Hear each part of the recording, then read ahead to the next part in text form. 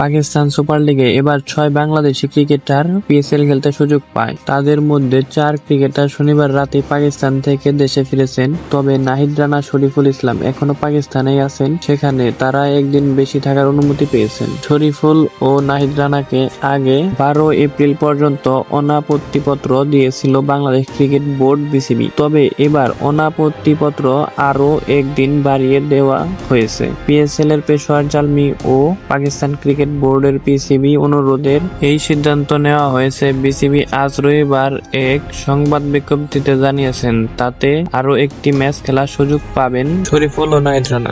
Pakistan super লিগে কিন্তু এবার 6 বাংলাদেশি ক্রিকেটার খেলার সুযোগ পায়। তাদের মধ্যে কিন্তু 4 জন ক্রিকেটার ইতিমধ্যেই দেশে ফিরেছেন। তবে নাহিদ রানা ও শরীফুল ইসলাম কিন্তু এখনো পাকিস্তানেই আছেন। পাকিস্তান ক্রিকেট বোর্ডের পিসিবির অনুরোধে কিন্তু তারা একটি ম্যাচ বেশি খেলবে, তারপরে কিন্তু বাংলাদেশের মাটিতে চলে আসবে।